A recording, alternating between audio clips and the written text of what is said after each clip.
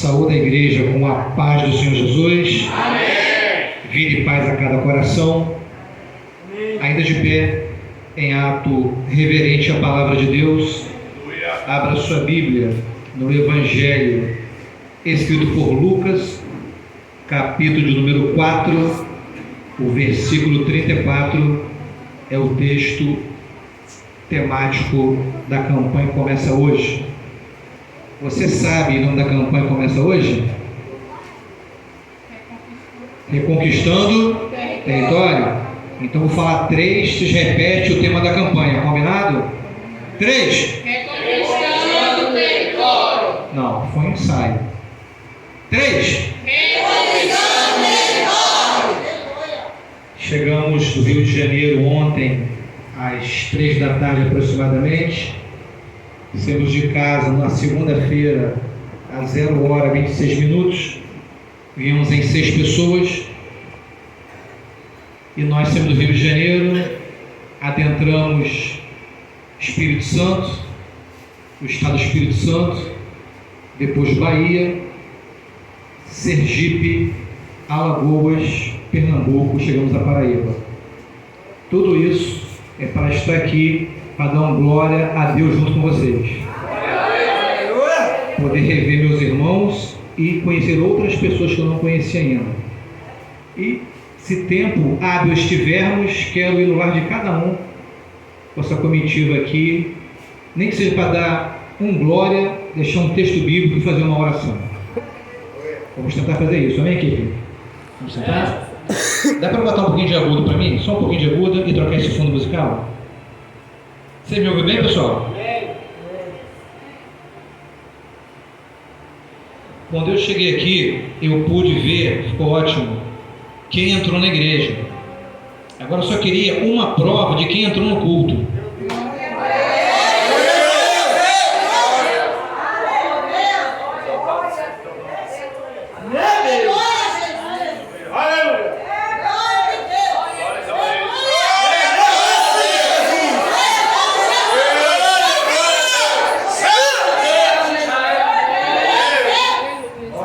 Começamos a entrar no culto.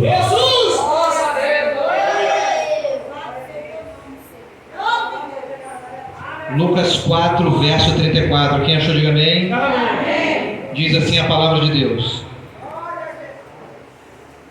dizendo: que temos nós contigo, Jesus Nazareno? Vieste a destruir-nos? Bem sei quem és, o Santo de Deus. E Jesus o repreendeu, dizendo: cala-te e sai dele. E o demônio, lançando-o por terra, no meio do povo, saiu dele sem lhe fazer mal. Tome assento, dando glória para Jesus.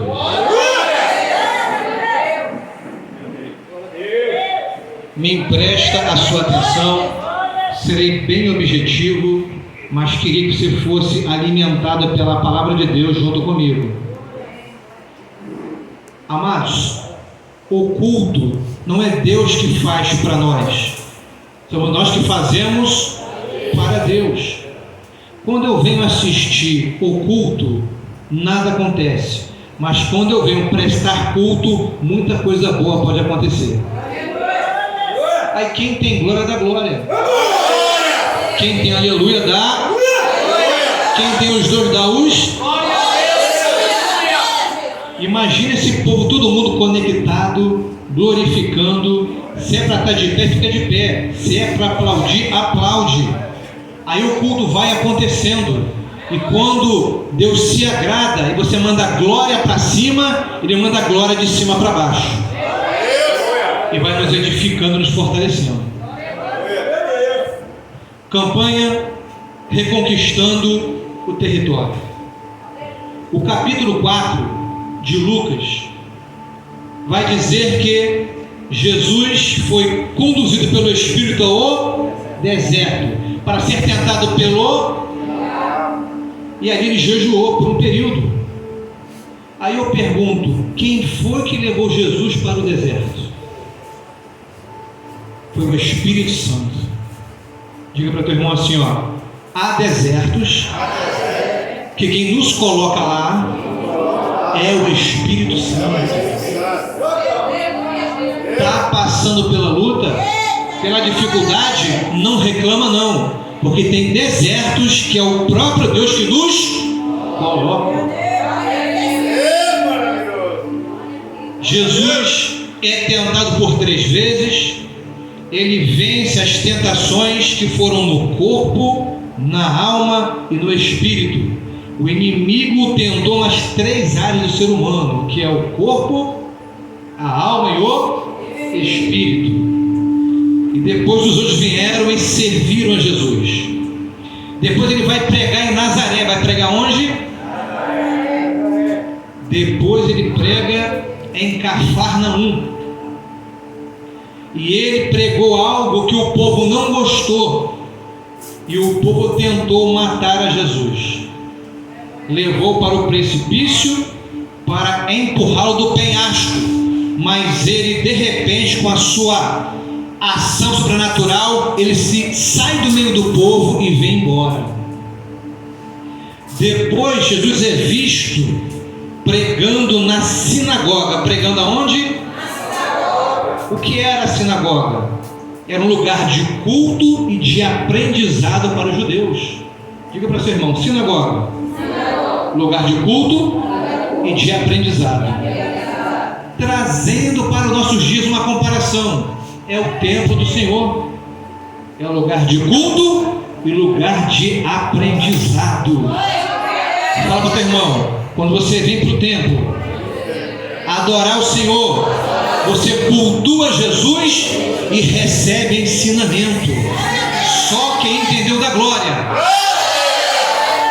Quando eu posso estar no templo e não quero, eu perco a oportunidade de adorar a Jesus e de aprender um pouco mais. Jesus entra no templo, pega o pergaminho e lê Isaías 61, verso 1, que fala que o Espírito do Senhor está sobre mim. Jesus, ele cumpriu uma profecia. Ele leu o texto sagrado que falava dele mesmo. E quando ele lia o texto sagrado, era costume de ficar de pé. E é por isso que na Vida e Paz, quando alguém vai pregar a palavra, vai ter uma oportunidade, tira o bumbum da cadeira e fica de pé, em ato reverente, para poder glorificar e adorar o nosso Deus. Ninguém deu glória agora, irmão?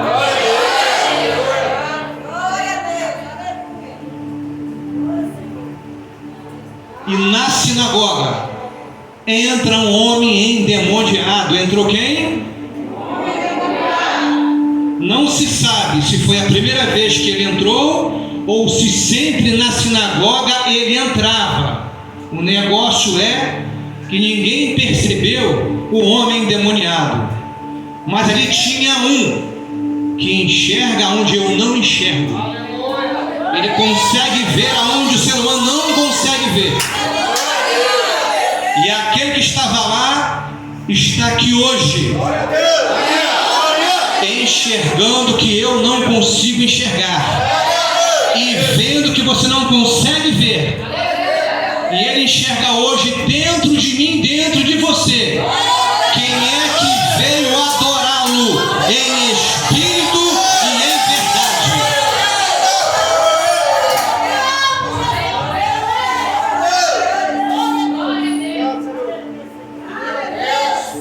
Entrou um homem endemoniado e de repente aquele homem grita: Jesus, Filho do Altíssimo, Santo de Deus, não me atormente agora. E aqui eu começo a pregar. Quantas vezes entram pessoas que estão com uma aparência normal por fora, mas oprimidas por dentro, sofrendo por dentro, e não se tem mais a sensibilidade de perceber quando o outro está mal, quando o outro está bem. Pergunta para a pessoa do seu lado: você ainda tem sensibilidade?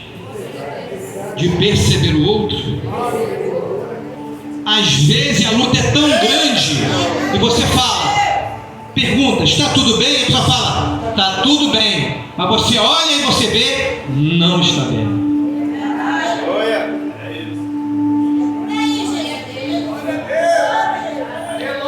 Presbítero Alex, aquele homem entrou como a gente entrava em qualquer culto, e Jesus detectou ele, e a presença de Jesus faz exalar, saltar para fora todo o mal que está dentro da gente.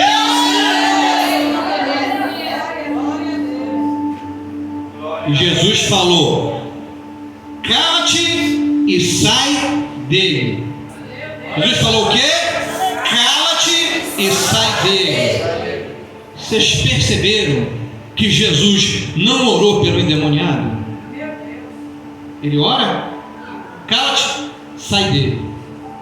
A mulher do fluxo de sangue, Cristo orou por aquela mulher? Alguém me tocou. Está curado o teu mal.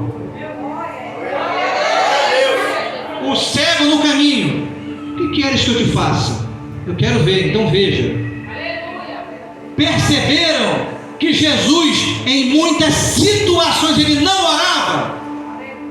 Pergunte por quê? Não ouvi. Porque ele orava antes. Ele tinha uma reserva de oração.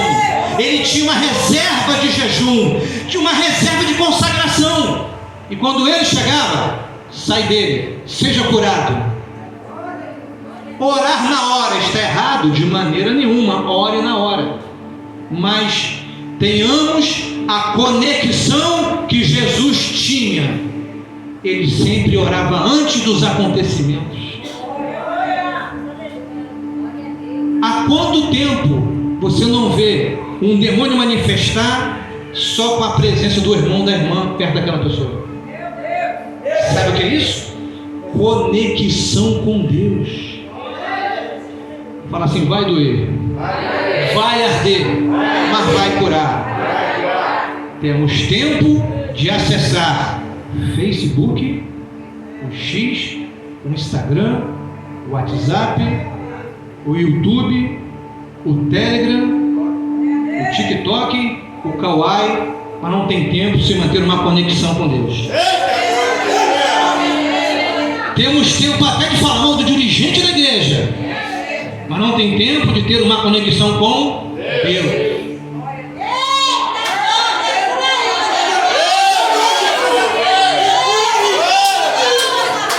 Eu sinto Jesus aqui. Eu sinto que ele vai fazer algo aqui nessa noite. Eu estou tremendo, irmão, estou tremendo.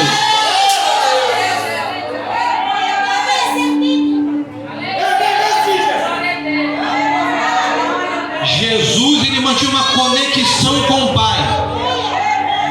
Então ele se preparava antes do acontecimento. Pergunte para o seu irmão: você se prepara antes ou não?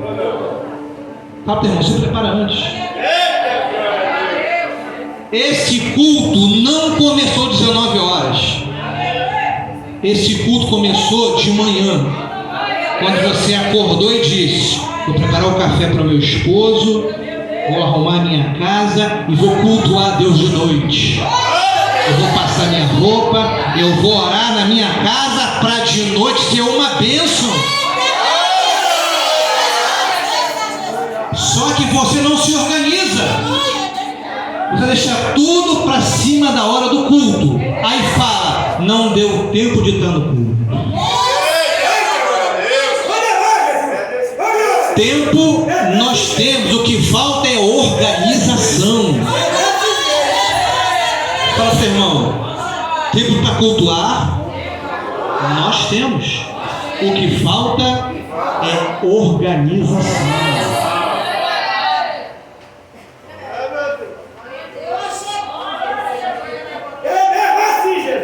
Aquele homem entrou no culto para adorar a Deus, para ouvir a palavra, e com a presença de Jesus ele manifesta. Quem aqui tem a presença de Deus na sua vida aqui, irmão?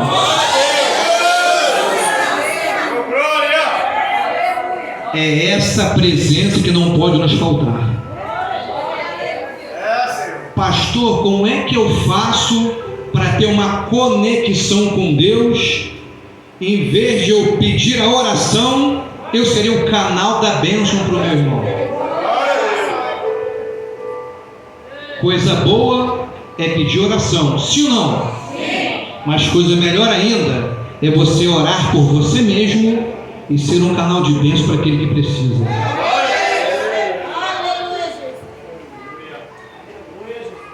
Alguém me ouve bem aqui, irmãos?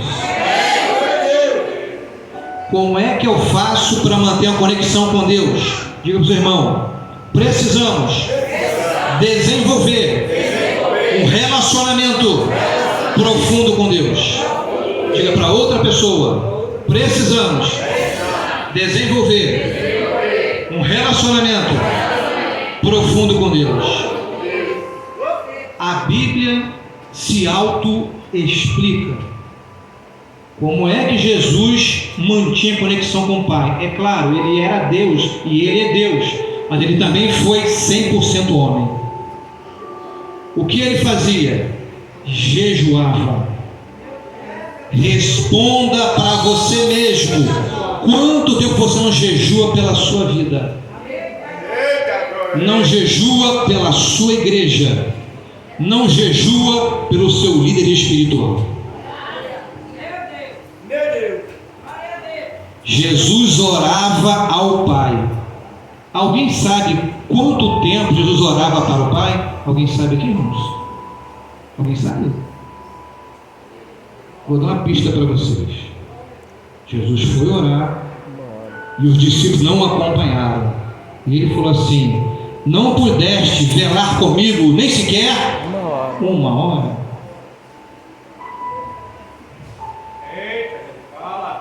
Quer conexão com Deus?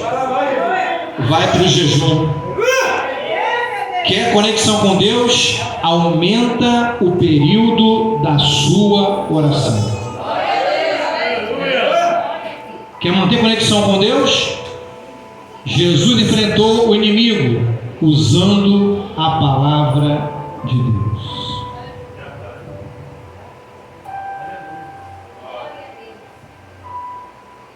Se você quer reconquistar o território que o inimigo roubou de você, você precisa se reconectar com o Criador. Por meio da oração, por meio do jejum, meditação da palavra de Deus e fazer como Jesus fez. Ele ia para a sinagoga. Ele ia para o templo. E quando você mantém conexão com Deus, você entra no agrado de Deus. E a bênção que estava retida, Ele abre a porta e derrama bênção sem medida. Fala assim: vai doer, vai arder, mas vai curar. Quem quer prosperar? Dá uma glória, irmãos. Que maravilha. Quem quer prosperar? Vou dar 3 conselhos rápidos. Quem quer me ouvir aqui ainda? Pergunta para o seu irmão assim: você quer prosperar? Pergunte para o outro. Então eu ouço agora. Primeiro conselho para prosperar. Quem quer ouvir? Trabalhe.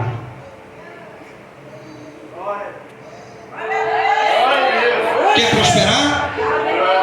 Trabalhe.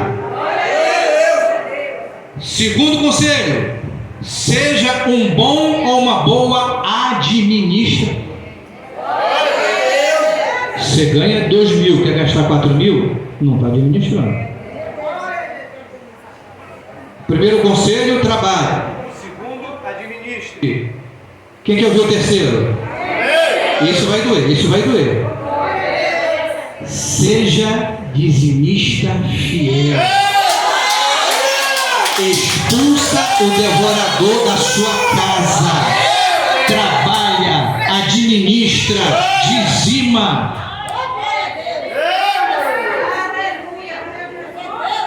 Pastor, Qual o benefício de ser um dizimista? Primeiro, você está adorando com as suas finanças, está sendo fiel, está repreendendo o espírito devorador para não consumir sua prosperidade, está abençoando a obra de Deus.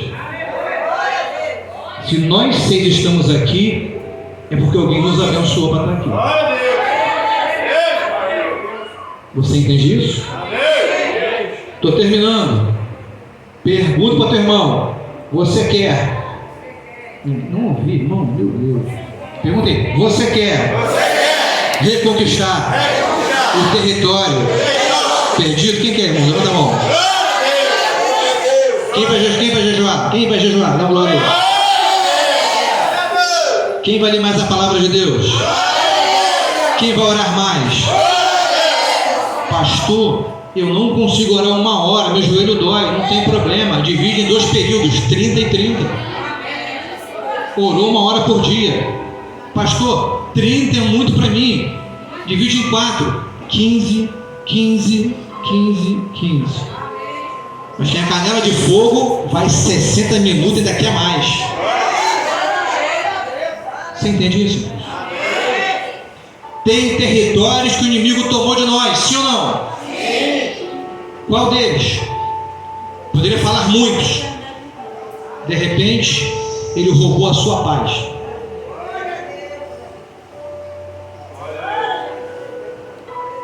Tem uma frase que eu sempre repito na igreja.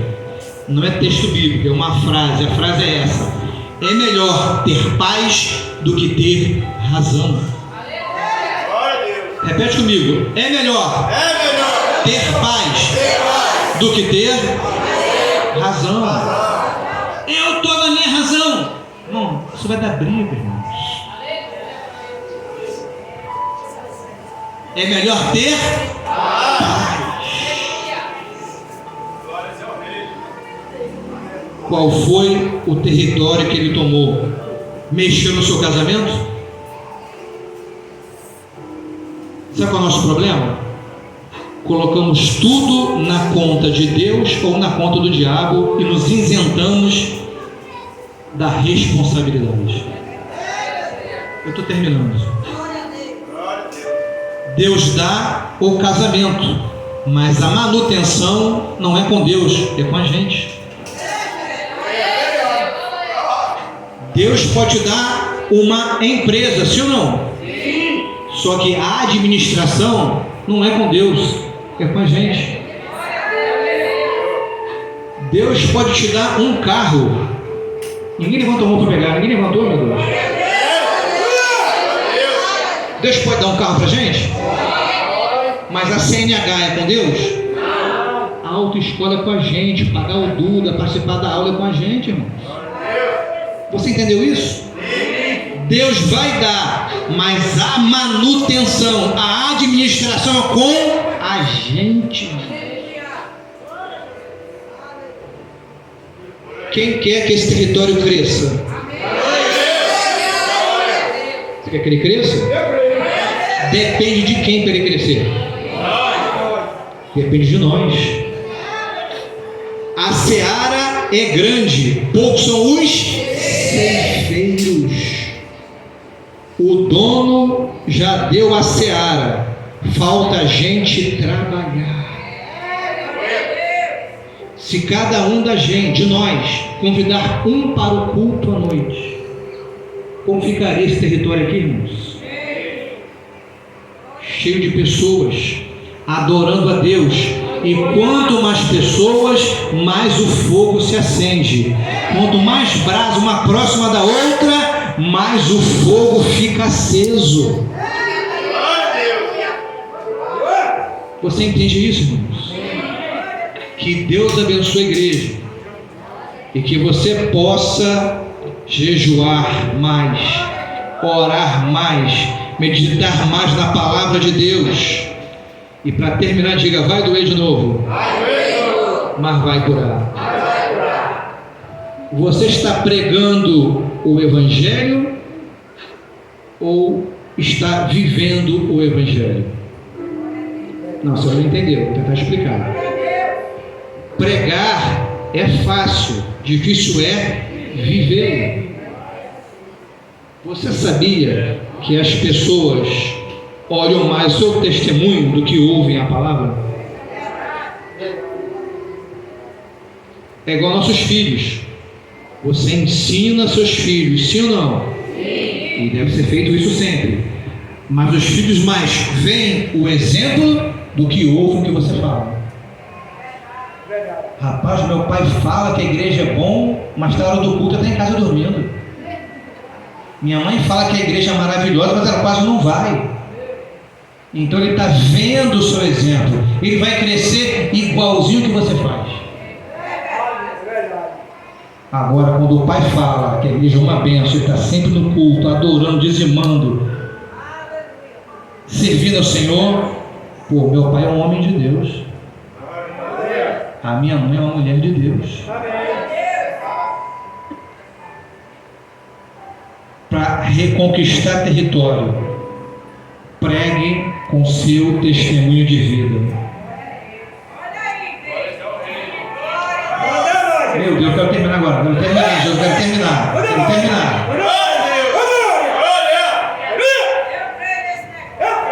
Lá em São Gonçalo, Rio de Janeiro, não é tão longe não, 2.500 quilômetros apenas. Os meus vizinhos congregam comigo. Os seus vizinhos congregam com você aqui?